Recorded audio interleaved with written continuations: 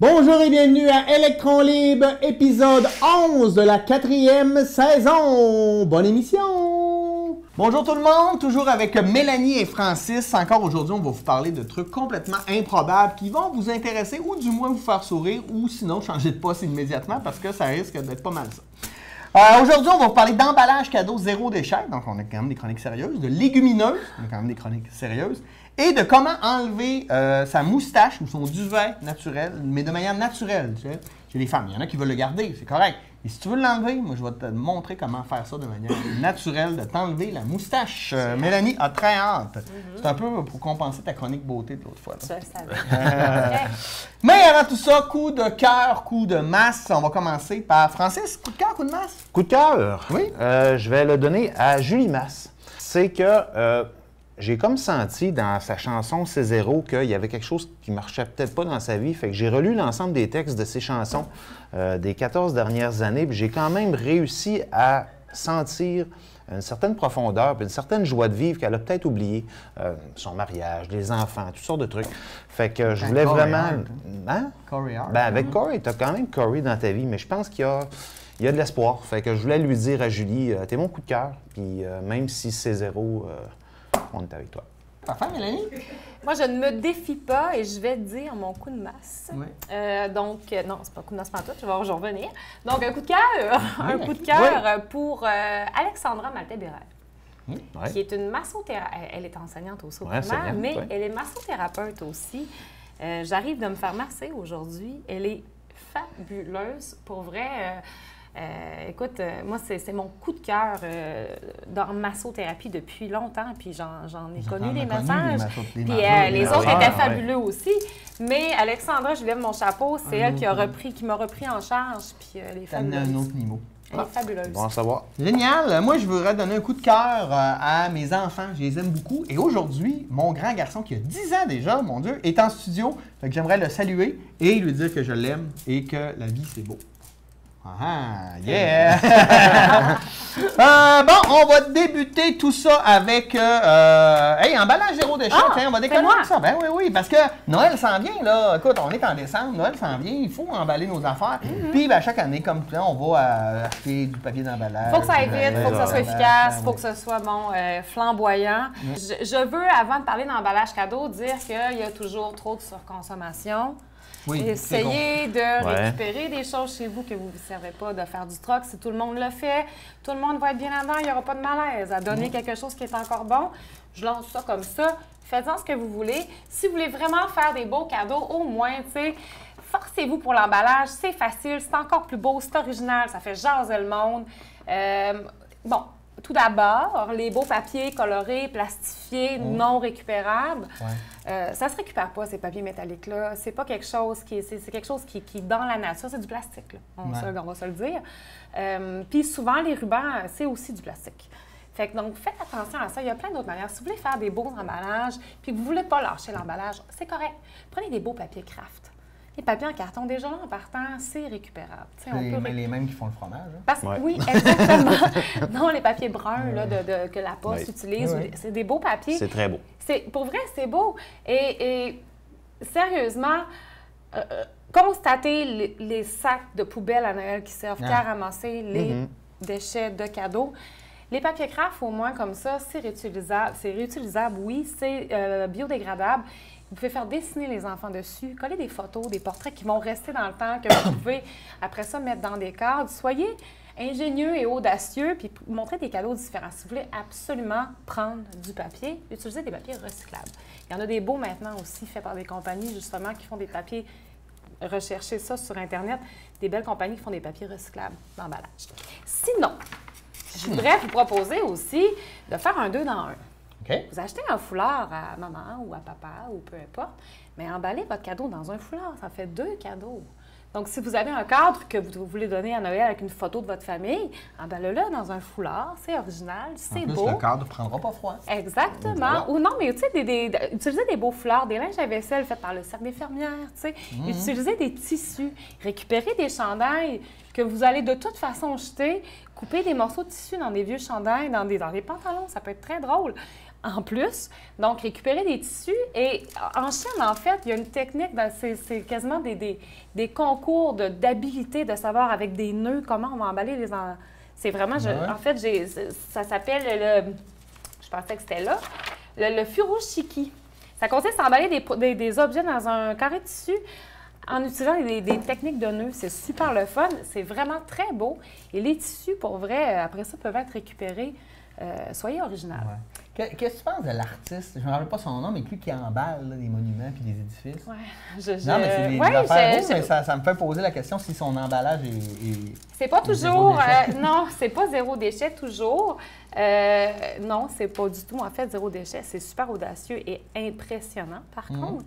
Je veux pas faire une critique d'art. Non, c'est correct. Mais allez voir ça. Non, c'est correct, mais allez voir ça parce que sérieusement, c'est très impressionnant ce qu'il fait cet artiste-là. J'ai pas son nom, malheureusement. Non, je m'en rappelle pas non plus. Mais non, ce n'est pas zéro déchet. OK. Vraiment pas. Mais peut-être qu'il le récupère ailleurs, on va se croiser les doigts, parce qu'à la quantité qu'il utilise, c'est vraiment des quantités extraordinaires. J'espère qu'il fait quelque chose avec ça. On va se croiser les doigts. Donc, les fameux pots maçons. C'est pas juste pour des desserts, pas juste pour ça, un bijou emballé dans un tissu, dans un pot, c'est super le fun de donner ça comme ça. Tu sais, c'est vraiment intéressant, en fait. Cachez-le avec. Eux autres, ils donnent même des exemples de plonger un bijou dans des roches, puis que la personne sort les roches du pot de verre, puis là, tombe sur un bijou. Les demandes en mariage. Demande en mariage, au maçon. Voilà. Tu veux si je pime prête à chronique? Ben oui. Après ça, donc, il y a plein de manières, en fait, d'être original. N'ayez pas peur d'aller dans des friperies, justement, voir pour des chandails. Ça peut être super le fun, même des enfants. Donner un chandail avec un cadeau à l'intérieur. Ouais. Essayez de recycler le plus possible. Et pour vrai, vous allez faire jaser le monde. Ça va être super le fun. On va dire que c'est original, tes affaires. Puis ça va faire, c'est le fun. Bien, c'est bon, super ça. Voilà. Mesdames ou messieurs, vous avez un petit duvet, puis vous avez le goût de l'enlever, mais de manière naturelle. Vous ne voulez pas utiliser des trucs chimiques là, qui vous brûlent la face. Donc, ici, je vous parle de recettes qui s'élaborent avec des ingrédients complètement naturels. Et en plus d'être efficaces pour l'épilation naturelle, ces recettes offrent à votre peau un teint plus doux et rayonnant. Comme toi. Comme moi. Moi, je garde l'affaire, mais tu sais, dans le temps des fêtes arrive, tu as le goût de te faire un petit moustache. Ça fonctionne pour vous autres aussi qui a le poil plus dur? Ou c'est vraiment juste je pour l'ai pas essayé. Je l'ai pas essayé, je vais être bien honnête. J'ai de la cire dépilatoire, en fait, avec du sucre et du citron. Ben oui. Tu fais ça normalement? Je m'épile pas, non, mais je connais la technique. Tu connais la technique. Donc, c'est simple. On met 2 tasses de sucre blanc, du jus de citron assez pour couvrir complètement le sucre. On le fait bouillir tranquillement pour que le sucre se dilue. Et après ça, on mélange. Et quand on attend que ça devienne comme du miel. Tant que ça soit froid aussi. Oui, parce que sinon, ça peut te brûler la face. Là, on retire la casserole du feu, on se met ça dans la face et là, on fait comme normal. Là, on se tire ça là-dessus. Mais c'est ça. C'est complètement naturel et puis c'est doux pour votre peau après. Tu peux le manger. Tu peux le manger même après avec les petits poils dedans. Oui, c'est ça. Parce que c'est ça. Un autre fait à partir d'avoine, de miel, de citron, qui lui affaiblit le duvet de la moustache. Donc là, on va le rendre plus doux. Tu sais, on va l'atténuer. Ah, on va le tuer à petit feu. On va le tuer à petit feu. Donc, c'est une recette qui ne cause pas d'irritation et qui ne provoque pas de peau sèche. Mais pour avoir des résultats, il faut quand même le faire jusqu'à 3 fois par semaine pendant quelques mois pour réussir à vraiment diminuer la pousse de moustache. Okay. Donc, ça prend 2 cuillères de miel, 1 cuillère d'avoine moulue, 2 cuillères de jus de citron. Hein? Tu mets ton avoine, tu vas le moudre en fine poussière. Tu vas mélanger l'avoine avec le miel et le jus de citron, hein, que tu vas venir de presser, que ce soit une pâte solide et homogène. Après ça, tu vas juste appliquer cet onguent-là au niveau de la zone du duvet et tu vas le masser avec tes doigts ou d'autres choses, hein, mais avec les doigts, c'est quand même assez simple. Avec une petite pression, tu attends 15 minutes. Après ça, tu te rinces la face et tu répètes ça. Et c'est sûr qu'après une fois, il n'y a pas d'effet. Mais à force de le faire, tu vas vraiment sentir que tu vas avoir de moins en moins de moustaches.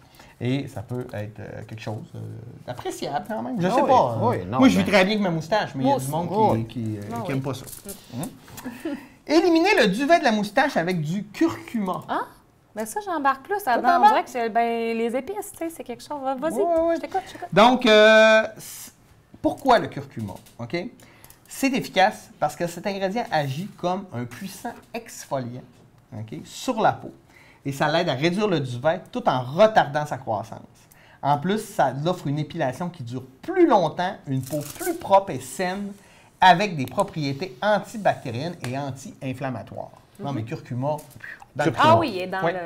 Là, il y a plusieurs types de recettes. Tu peux faire curcuma papaye. Tu te fais un masque avec des petites cuillères de curcuma, des cuillères de papaye écrasées. Tu te fais un masque avec ça 15 minutes. Parce que la papaye, elle a une propriété. C'est une enzyme, en fait, qui s'appelle la papaïne, qui agit parce que ça brise la follicule tout en aidant à inhiber la croissance du duvet non désiré.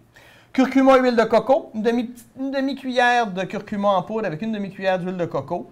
Sur la moustache, tu laisses sécher, tu attends 20 minutes avant de te laver. Ça peut aider aussi. Curcuma et lait, faites attention, il ne faut pas le boire, il faut le mettre sur sa moustache. Non, mais c'est vrai, c'est intéressant. Ben, tout ça est quasiment mangeable. Ben oui, c'est ça. Oui, c'est ça. Curcuma, un peu de lait, tu as une sorte de pâte crémeuse, même chose, tu l'appliques 15-20 minutes, tu laisses sécher, tu enlèves ça, et puis à long terme, c'est super efficace. Ça va faire un masque à base d'œuf pour éliminer le duvet du visage en entier. Tu sais, quand on t'appelle, mettons, King Kong, ton surnom, c'est King Kong. Sourcils, hein. Oui, c'est ça. Concrètement, il faut que tu sépares tes œufs parce que c'est le blanc. On sait, du blanc d'œuf, ça colle. Ah oui. Donc, c'est ça. Fait que l'idée, c'est du blanc d'œuf avec du miel. Tu sépares le jaune du blanc. Tu prends avec ton jaune, tu te fais, je sais pas moi, de la sauce hollandaise. Avec ton blanc, tu rajoutes le miel. Tu mélanges tout ça, et puis là, ça fait un onguent crémeux. Et là, avec un pinceau, tu te fais un masque dans la face. Et là, tu attends que ça sèche. Ah, faut laisser sécher. Oui, tu laisses tout sécher, puis ça va faire comme une croûte et ça va s'enlever. Vraiment comme de la colle, là, tu sais, quand on se mettait, on se faisait la des petite mains colle blanche, oui, c'est ça. C'est ça, Fait que ça arrache le duvet. Oui. Et finalement, pour une épilation efficace, la farine de pois chiche. Hey. Oh, oh, oh, oh! Ça, c'est plus intense un peu, j'imagine. C'est ça, c'est un peu plus intense. Puis on le combine avec d'autres choses. Hein. Par exemple, tu prends la farine de pois chiche, du curcuma et du yogourt nature. Tu mélanges la farine de pois chiche avec le curcuma, tu ajoutes le yogourt, tu remues, tu fais encore une pâte, tu mets la zone à cirer, puis tu laisses agir pendant 20 minutes. Après ça, tu enlèves avec de l'eau tiède et puis c'est génial. Bien sûr, sinon, ben, tu vas te faire épiler au laser, puis tu n'en parles plus. Mais si tu as le goût, en fait, de manger ta crème épilatoire et de faire des trucs complètement naturels, je pense que ça peut être une alternative intéressante. Et sachez que c'est moi qui vous ai donné ces judicieux conseils beauté. Moi, je suis fière de toi. Hein? Moi, je suis fière de toi. Tu m'impressionnes. Après 4 saisons, tu réussis encore à m'impressionner avec les choix de tes sujets. Ouais. Ouais. Même moi, je m'impressionne quand je les trouve. Je fais OK, je vais faire ça. Francis, tu vas nous parler de pois chiches. De légumineuses. Légumineuses, pois chiches et ses frères. Oui, c'est ça. Je vais rester dans le culinaire. Ton fils, Arthur, aime les légumineuses. Il l'a avoué tout à l'heure. On va essayer de le séduire par l'estomac. Séduire nos auditeurs, comment? Mettons 2 raisons principales. 1, le coût. Au niveau de la nourriture, dans les dernières années, la viande, les légumes, ce qui compose une bonne partie du budget alimentation, ça a eu des coûts astronomiques au niveau des légumes si tu ne les achètes pas en spécial. Excuse-moi, si du brocoli... Quand tu les achètes en spécial, il t'offre 2 heures. 2 heures à peu près. Là. Même chose au niveau de la viande, ça a été... Avant, tu pouvais toujours te dépanner avec le bon vieux steak haché en spécial, puis ça, mais si tu vas avoir... Ça existe plus ou c'est... Ou il est toujours en spécial au même prix. Oui, c'est ça. Finalement, la légumineuse peut être une alternative qui, elle, ne change pas de prix. Les cannes de légumineuses, admettons, tu n'as pas le goût de faire cuire des légumineuses sèches. Tu veux les prendre en canne puis les utiliser tel quel. C'est vraiment pas cher. Il faut juste avoir le temps de les faire tremper puis cuire. Voilà. Fait que les 2 options vont rester très raisonnables parce que, des lentilles ou des pois chiches en spécial, même pas en spécial, une pièce et 29 de la canne, puis bonsoir, c'est parti. Maintenant, la deuxième raison, c'est au niveau de l'apport que la légumineuse peut vous apporter. Pourquoi? Les protéines, c'est vraiment la partie la plus importante. Une partie très importante au niveau du repas constitue une excellente source de protéines. 100 grammes de légumineuses apportent autant de protéines que 100 grammes de viande. Donc, c'est incomparable. 100 grammes de viande, Même chose en légumineuses, ça va être le même apport protéinique de poisson, d'abat, sans apporter des graisses saturées. Parce que le problème avec la viande, c'est souvent les graisses qui sont saturées. Ces protéines ne sont pas toujours idéalement équilibrées, puisqu'elles manquent souvent d'acides aminés soufrés comme la méthionine. C'est la raison pour laquelle, afin de se procurer des protéines végétales de bonne qualité, les végétariens les associent aux céréales et elles contiennent ces acides aminés. Donc, combiner légumineuses et céréales idéalement. J'en parle tout à l'heure. Des Fruit Loops avec des pois jaunes. Pois chiches chez Fruit Loops, tu ne te trompes pas. Hein? Arthur est d'accord, il fait ensuite, le plus important, les légumineuses sont aussi les championnes du potassium. Hein? On pense toujours que c'est la banane. Ouais, non, non, c'est les légumineuses qui sont les championnes. La teneur en potassium des légumes secs est supérieure à celle des fruits et des légumes, tout comme les fruits secs. Les 100 grammes de légumes secs apportent environ 1 gramme de potassium, un minéral dont presque tout le monde manque. On ne mange pas assez de potassium. Effectivement, les bananes peuvent être quand même une alternative. En passant, coup de cœur à l'empire de la banane. Sans joke, je parlais de fruits et légumes. Tout a augmenté dans les dernières années, mais les bananes... Jamais. Jamais. Ouais, mais moi, tu m'auras un peu ton coup de cœur parce que la production de la banane, c'est pas nécessairement très cool. Là. Il y a des compagnies là-dedans comme Dole là, qui sont pas... éthiquement, sont très ordinaires, comment ils traitent leurs travailleurs. Oui, c'est ça, ils portent le nom. Ben, c'est quoi la bonne option quand tu veux manger des bananes? Ah ben, t'en fais pousser chez vous. Donc, elles aident à faire le plein de fibres, donc sont riches en fibres. Qui dit fibre dit... Légumineux? Légumineuses. Jusqu'à 25 % de leur poids. Plus ou moins soluble, cellulose, hémicellulose, pectine. Intéressante dans la prévention. Je le sais, je ne les comprends pas non plus, mais j'ai tellement l'air intelligent dans ma chronique. La prévention de la constipation, mais également pour la régulation du taux de sucre sanguin. OK. Mais un des problèmes de la légumineuse, c'est que ça fait péter, puis il y a du monde qui n'aime pas ça péter. Quand on les rince, c'est beaucoup moins pire.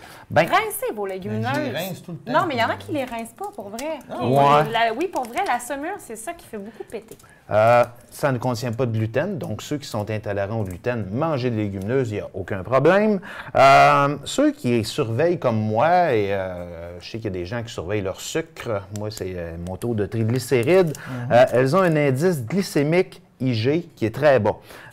Mais l'amidon des légumineuses est surtout présent sous forme d'amylose, une forme que le corps digère lentement. Les légumineuses ont donc un index glycémique bas. Comment les consommer? Donc, je suis pas pire dans mon temps. Temps en masse, finalement. Temps en masse. On n'a pas pris 35 secondes. Hey, checkez-moi bien. 20 minutes. De légumineuses. Salade, non. Ajoutez-la à vos salades, pois chiches, haricots verts, haricots rouges. On les combine idéalement avec un légume. À vos soupes, utilisez-en pour accompagnement plats principaux. Soupe au pois. Ben, c'est un classique. Comme là, c'est Noël. Là. Une soupe aux gourganes. T'es écœurant. Moi, je congèle. Mais moi, là, en ce moment, là, c'est ça. Là. Tu sais, j'ai toutes mes gourganes que j'ai gardées cet été, j'ai fait congeler pour me faire de la soupe aux gourganes pour l'hiver. C'est génial. Vous pouvez les mixer comme on le fait avec les pois chiches en Orient pour obtenir de l'eau. Les autres disent humus. Moi, je dis humus. C'est comme cantaloupe, c'est ça. C'est une fille, c'est un gars. Ouais. Ou simplement des purées de haricots verts et de lentilles. N'hésitez pas à avoir recours aux légumineuses en boîte. Donc, on le disait, on peut faire cuire nos légumineuses, les faire tremper, mais ça peut être un dépanneur intéressant. Ensuite... Même les sandwichs, autrefois, j'ai fait comme un sandwich avec des fèves blanches que j'ai écrasées avec de la guacamole maison, puis que je mettais ça dans un hamburger, puis c'était très soutenant, très bon. Puis finalement, ça goûtait juste la guacamole. Ben, tu nous as fait l'autre jour un burger. Ouais, c'est ça. Tu parles de ça, hein? De cette soirée-là. C'est ça. Je me rappelais de cette partie de la soirée. Donc, voilà, au bocal ou doy pack. Ça, je sais pas c'est quoi un doy pack. N'as-tu un ici? OK. Voilà. Elles vous permettront de varier les plaisirs sans passer des heures devant vos fourneaux. Si vous consommez pas ou peu de viande, accompagnez-la en céréales, comme je disais tout à l'heure, pour avoir un apport en protéines végétales équilibré, ce qui concerne cassoulet, les petits salés en boîte, etc. Cassoulet, c'est tellement bon. Cassoulet. Idéal d'en consommer 1 à 2 fois par semaine minimum. On consomme pas beaucoup de légumineuses au Québec. Hein? Ouais, non. Ça commence de plus en plus, mais je veux dire, si tu recules de 10-15 ans, là... Rentre-moi pas dedans, genre. Non, c'est ça. Regarde le non-verbal, il s'est attaqué encore. Oui, elle est agressive non, avec mais lui. il y en a beaucoup qui ne consomment pas beaucoup de légumineuses, pour vrai, puis c'est sous-estimé. Et au Québec, on n'a pas cette culture-là. Non, puis c'est vrai que, tu sais, voir une salade de bine, des fois, tu fais, Je vois souvent cette face-là, moi, quand je fais des... Salade de beans, d'à côté, mais t'as comme une salade de bacon. Ou de patates. Ouais. Tantôt, on a fait allusion au sel, mais... je voulais mettre le mot sel à un moment donné, mais... aller à la sel? Ouais, genre, c'est ça. Mais il y a les gaz, le principe de la légumineuse, donc c'est ça. Faire tremper toute une nuit pour ramollir la coque et amorcer la germination, les faire cuire ensuite à petit feu et l'étouffer à la vapeur douce pour diminuer les gaz, donc les faire tremper idéalement pour enlever tout ce qui peut faire. L'étouffer à la vapeur. Aïe, je le sais, mais gars, mais peu importe. Au moins, minimalement, les rincer. On va le dire de même pour enlever la couche qui fait péter. Bon. Et là, je vais vous donner mon truc. Ça, c'est un cadeau que je vous fais. Donc, pour ma 4e saison, moi, ce que je fais, je suis le type de personne que ça ne dérange pas de manger plein de fois la même affaire quand c'est bon. Fait que je me fais à toutes les semaines, le dimanche soir, une salade. J'en ai 5 portions, j'en ai pour la semaine. Rapport coût très intéressant, puis surtout nourrissant. Nourrissant, puis bourratif, ça te soutient. Là. Voilà, moi je prends ça à 11h30, je suis capable d'aller au souper et c'est très, très, très soutenant. Des lentilles, canneberge, un demi-sac, c'est des canneberges séchées, un demi-sac, graines de tournesol, rapport protéinique très, très, très important, rôti. Pas salé. Feta, c'est un fromage feta avec un pot, je le coupe en deux, j'en ai pour 2 fois. Des olives noires, je mets des cœurs de palmier coupés, ça c'est mon petit luxe, c'est vraiment très bon. Et des graines de chia. Des graines de chia, tu en mets saupoudre un petit peu sur le dessus. Vinaigre balsamique, huile d'olive, mélange tout ça. Je me fais 5 portions, j'ai mes dîners toute la semaine. Tu manges ça avec une petite barre de chocolat, mais pas trop de sucre, genre 4 grammes pour ne pas dépasser ça. Puis un V8. Super. Oui, je vous la donne. Je vais même vous en faire si vous voulez, mais avec ça, on va la mettre au générique de fin, la recette. Ben oui, c'est sûr, hein? Tu vas tellement pas le faire. Hein? Génial, mais c'était super intéressant, les légumineuses. Pour vrai, je suis surpris. Ouais. Maintenant, moi, je vais vous parler d'infections. Des infections improbables. Vraiment, tu sais, ceux qui ont des tocs, là, ils pourraient vraiment, des tocs des microbes, ils pourraient vraiment avoir peur. Tu le sais que je suis fragile encore. C'est des histoires, en fait, que je vous raconte. Un peintre américain de 48 ans, OK, qui il joue avec son chien, puis finalement se fait licher, il se fait léchouiller par son chien, tu sais, un petit bec de chien, son chien est empoisonné par la bactérie Capnocytophaga canimorsus.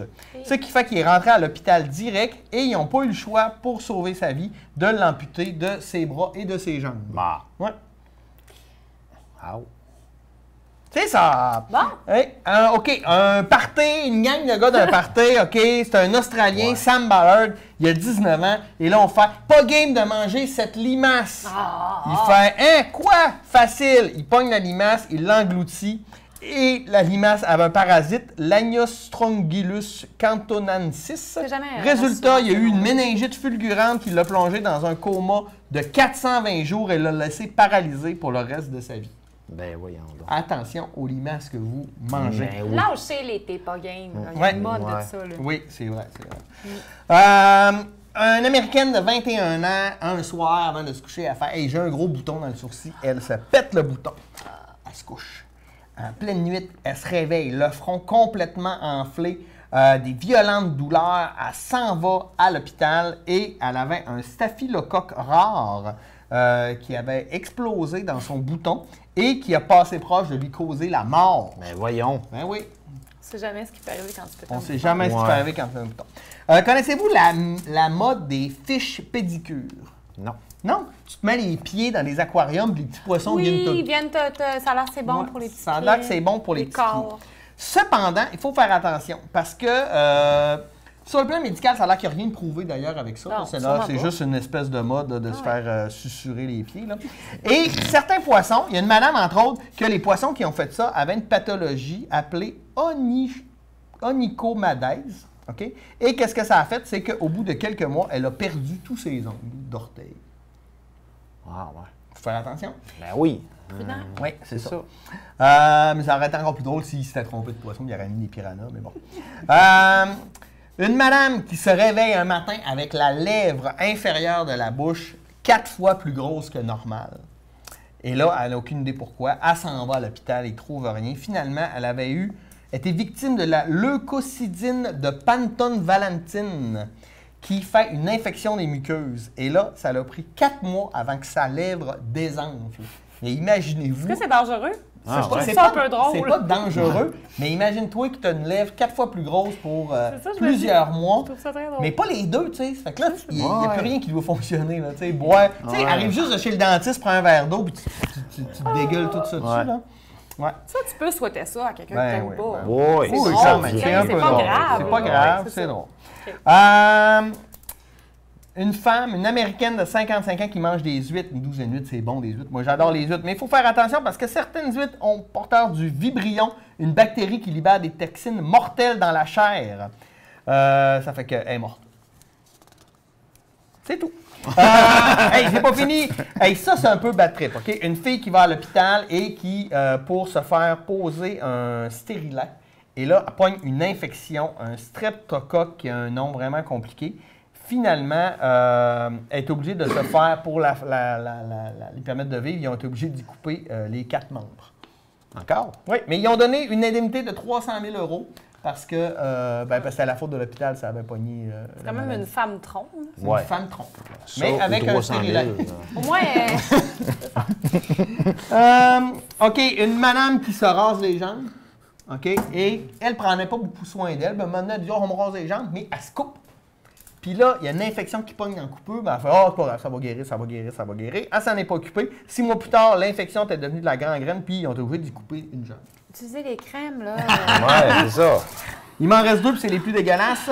La gangrène gazeuse. Gazeuse! Ben oui, C'est comme oui, c'est dans le thème. l'évaporation. C'est ça, là. exactement. C'est une charmante infection microbienne, puis on ne la retrouve pas partout, là, inquiète pas, mais ça, c'est développé par des plaies, surtout genre en temps de guerre, des plaies pas soignées, et ça dégage du gaz gangréneux qui fait comme pétiller quand il sort de ta plaie. Ah ouais.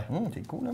Et finalement, ma préférée, j'espère que j'ai encore le temps, le leishmaniose cutanée. Leishmaniose. Oui, qu'est-ce que ça fait, ça? Ça, c'est causé par des insectes qui font caca sur toi dans tes muqueuses. OK? Une fois que tu es infecté, tu vas être simplement défiguré. Sinon, tu peux perdre carrément ton nez ou des morceaux de ton visage qui fondent, comme si tu avais un visage qui Ça fond. me fait freaker. Ça est un peu comme dans le film L'incroyable homme qui fond, mais là, en vrai. Donc, c'est vraiment pas sympathique. Là-dessus, je vous souhaite bon appétit. Ben oui. Et faites attention aux microbes. Ceux qui... je suis désolé pour ceux qui ont la peur des microbes, mais moi, ça me fait toujours rire, ces choses-là. Merci d'avoir été les nôtres et on se dit à la semaine prochaine pour la dernière émission d'Électron Libre saison 4. Bonne semaine.